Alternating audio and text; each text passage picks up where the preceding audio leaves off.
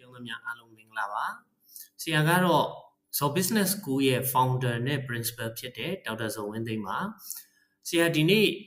ဒီ ACCA ဖြေနေကြတဲ့ကျောင်းသူကျောင်းသားတွေအနေနဲ့ ACCA ဖြေရင်းနဲ့ပေါ့နော်ဆရာတို့ဒီ University of London UOL ကနေပေးမဲ့ Bachelor Degree နဲ့ပတ်သက်ပြီးတော့ရှင်းပြချင်တာဖြစ်ပါတယ်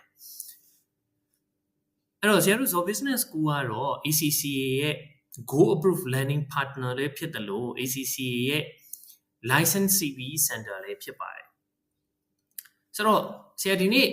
ကျောင်းသားကျောင်းသူတွေကိုရှင်းပြပေးမယ့်အပိုင်းက BSc Applied Accountancy ဆိုတဲ့ degree လေးအကြောင်းဖြစ်ပါတယ်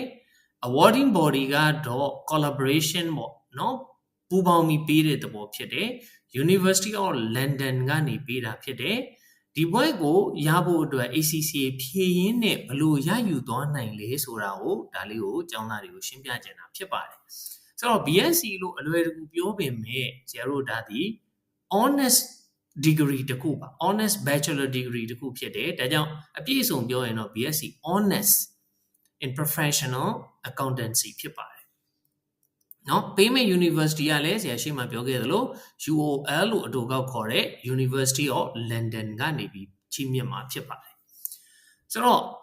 ဒီနေရာမှာကျောင်းသူကျောင်းသားတွေအနေနဲ့မေးလို့ရှိတဲ့မေးခွန်းလေးပေါ့ဘာလဲဆိုလို့ရှိရင်ဒီ academic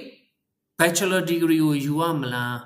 professional ကပေးတဲ့ qualification ကိုပဲယူရမလားဆိုတော့တကယ်တော့ဒါဒီရွေးချယ်ရမှာမဟုတ်ပါဘူးဆရာတို့လမ်းကြောင်းတစ်ခုတည်းပေါ်မှာတွားရင်းနဲ့နှစ်ခုလုံးရနိုင်တာကိုပြောတာဖြစ်ပါတယ်ရွေးချယ်ရမှာမဟုတ်ဘူးဆိုတာကဒါယူလိုက်လို့နောက်တစ်ခုမရဘူးဆိုတာမဟုတ်ဘူးအဓိကဆရာတို့ ACCA လေ့လာနေရင်းနဲ့ ACCA တွားနေတဲ့လမ်းကြောင်းမှာတင်ပဲတချို့သောကျောင်းသားတွေကျောင်းသူတွေအနေနဲ့က Bachelor Degree တွေမရှိထားဘူးเนาะတချို့ကြတော့လဲ IGCSE ပြီးတာနဲ့တန်းပြီးတော့ဒီ ACCA ကိုတန်းလို့မယ်ဆိုရင်လည်းသူတို့ Bachelor Degree ကိုရနိုင်တယ် Bachelor Degree ပြီးမဲ့ University ကလည်းတကယ်ကို World Class အဆင့်မီတဲ့เนาะတကယ်ကိုထိပ်သီးတက္ကသိုလ်တွေကတခုဖြစ်တဲ့ University of London ကနေပြီးတော့ဒါကို ACCA နဲ့ပူးပေါင်းပြီးတော့ဒီ Bachelor Degree ကိုဒါဆရာတို့ ACCA လေ့လာရင်းနဲ့ရနိုင်တယ်အဲ့တော့ကိုကဘယ်လိုမျိုးလေးတွေလုပ်လို့ရတယ်လဲဆိုတာလေးတွေဒါသိဖို့အတွက်ရှင်းပြတာဖြစ်ပါတယ်အဲ့တော့ပြောမယ်ဆိုလို့ရှိရင်တကယ်တမ်းကခုနလမ်းကြောင်းပေါ်မှာ3 in 1တောင်ရနိုင်တဲ့အနေအထားဖြစ်တယ်ဘာလို့3 in 1ဆိုတော့ဆရာတို့ခုနကဒီ ACCA ဖြေးနေရနေပြီးတော့ Bachelor Degree တွေမဟုတ်ဘဲနဲ့เนาะဒီ Master Degree ပါထပ်ပြီးတော့ရနိုင်တာဖြစ်ပါတယ်ဘာဖြစ်လို့ဆရာတို့ ACCA ရဲ့ဒီဒုတိယအဆင့် part 2ပေါ့ဒါမှမဟုတ်လို့ရှိရင်လည်း applying skill level ပေါ့အဲ့ဒါဒီ ACCA ရဲ့ part 2ကဒီ RQF ရဲ့ level သတ်မှတ်ချက်အရာပြောမယ်ဆိုရင်သူက level 6 bachelor ကလည်း level 6ဖြစ်တယ်ဒါကြောင့် ACCA part 2ဖြည့်ရင်းနဲ့ bachelor degree ရနိုင်တယ် ACCA part 3ပြီးသွားတဲ့အခါမှာ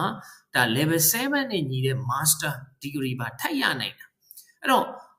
ACCA ဖြည့်တာဒီ bachelor ပဲရမှာလားဆိုတာမဟုတ်ပါဘူးဒီ all in one ပေါ့ခုပြောသလို3 in 1 ACCA လည်းရမှာဖြစ်တယ်main ကကိုတွားနေတဲ့အဓိကလမ်းကြောင်းကတော့ဒါ ACCA လမ်းကြောင်းပေါ့အဲ့ဒီမှာတွဲပြီးတော့ရသွားတာဖြစ်တယ်ဥပမာ bachelor ရလိုက်လို့ရလိုက်ရတာမျိုးမဟုတ်ဘူးဒီ master လိုချင်လို့တခုတည်းလုပ်တာမဟုတ်ဘူးဒီ ACCA ကိုလုပ်ရင်းနဲ့ဒါတွေပါတွဲပြီးတော့ဒီ all in one ရသွားတဲ့ပုံစံမျိုးကိုပြောပြတာဖြစ်ပါတယ်ဆိုတော့ခုနကဆရာတို့ဒီ University of London နဲ့ပတ်သက်ပြီးတော့သူ့ရဲ့ဒီ accreditation တွေဒါလေးတွေကိုနားလည်ဖို့အတွက်ဆရာတို့ခုနကเนาะဒါကိုရှင်းပြတာဖြစ်တယ်ဆိုတော့တိချက်ဒါကိုလုံးလိုက်တဲ့အတွက်ကို့မှာဘာရသွားလဲနှစ်ခုလုံး academic နဲ့ professional ဆိုတော့တချို့ကျောင်းသားကျောင်းသူတွေအနေနဲ့မကွဲတာပေါ့เนาะဘွဲဆိုတဲ့အသုံးနှုန်းကိုသုံးနေတာ ACCA ကဘွဲပေးတာလားဆိုတော့ ACCA ဒီ professional qualification ဖြစ်တယ်ဆိုတော့ကတိုင်းပြည်တစ်ခုမှာဒီ accounting auditing နဲ့ပတ်သက်လို့အမြင့်ဆုံး professional qualification တွေဒီ charter accountant တွေ CPA တွေဖြစ်တယ် ACCA ကလည်းဒါ charter accountant charter certified accountant ဒါဖြစ်တဲ့အတွက်သူကဘွဲလို့သုံးတာမျိုးမသုံးရဘူးဆရာတို့ professional qualification လို့သုံးရမှာဖြစ်တယ် ခုနက university တွေကပေးမဲ့ bachelor degree တွေ master degree တွေဒါတွေကိုကြတော့ကျတော့ academic qualification လို့သုံးရမှာဖြစ်တယ်အဲ့တော့လမ်းကြောင်းတစ်ခုတည်းနဲ့နှစ်ခုလုံးရမှာဒါရွေးချယ်စရာမလိုဆိုတော့ကပြောချင်တာကဒါကတော့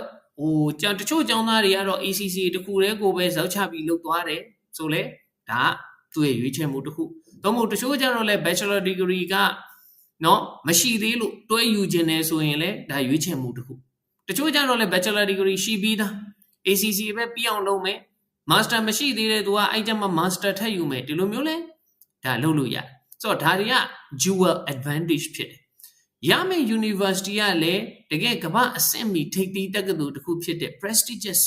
တက္ကသိုလ်တစ်ခု University of London ကနေပေးတာဖြစ်တယ်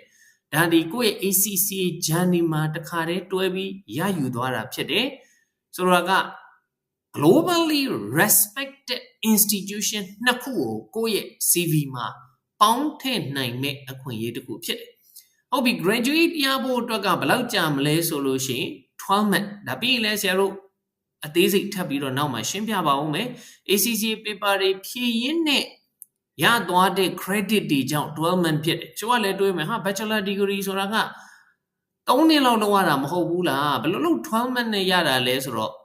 ACCA ဖြည့်ထားလို့ဖြစ် ACCA မှာ part 1 part 2ဘာသာတွေဖြည့်ထားတဲ့အတွက်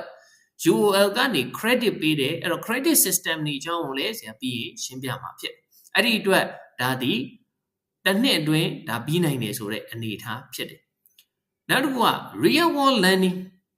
ဘာတွေလေ့လာမလဲဆိုတော့ဒီ UOL မှာ ACC ရဲ့ paper တွေဖြစ်တဲ့ FM တို့ PM တို့ financial management တို့ performance management တို့ရဲ့ project တစ်ခုရဲ့လောက်ရမှာဖြစ်တယ် exceptional value အနေနဲ့ဆိုလို့ရှိရင်လည်း fees က affordable ဖြစ်တယ်ဆိုတော့ကအစအဆုံးဒီ bachelor degree တခုကို UOL လို့တက္ကသိုလ်မျိုးမှာတက်ရင် ACCA မလုပ်ပဲဒီတိုင်းတက်ရင်ကုန်မဲ့ဇရိတ်နဲ့ ACCA လုပ်ရင်နဲ့တွဲပြီးယူသွားမဲ့ဇရိတ်မှာအများကြီးတက်တာသွားမယ်ဒါဒီ affordable fees လို့ပြောတာဖြစ်တယ်ကိုအတွက် VFM ဖြစ်တယ်ပေါ့ value for money ဖြစ်တယ်နောက်ပြီးတော့ဟုတ်ပြီဒါဆို UOL ကိုတက်ဖို့အတွက် London ကိုသွားမှာလား UK ကိုသွားမှာလားဆိုတော့မဟုတ်ပါဘူး anywhere ချိန်တဲ့နေရာကနေလေ့လာလို့ရတယ် University of London degree ကို online လေ့လာလို့ရတဲ့အတွက် flexible ဖြစ်တယ်ကိုရောက်နေတဲ့နေရာဘယ်နေရာပဲဖြစ်ဖြစ်နောက်ဆုံးဆိုလိုတာကကိုကနိုင်ငံရွှေ့ပြီးတော့အလုပ်လုပ်တယ်တခြားနိုင်ငံရောက်သွားတယ်ဆိုလဲရောက်တဲ့နေရာကနေပြီးဒါကိုလေ့လာလို့ရတဲ့အခွင့်အရေးဖြစ်တယ်အဲ့အတွက်လုံနေရတဲ့တန်းလန်းနဲ့တက္ကသိုလ်တွေမှာ campus တက်တယ်ဆိုရင်ဒါရက်လက်ရတယ်တခြားရောက်သွားလို့ဒါမျိုးတွေမရှိတော့ anyway ဆက်ပြီးတော့ online သွားနေလို့ရတယ်ဆိုတဲ့အနေအထားဖြစ်တယ်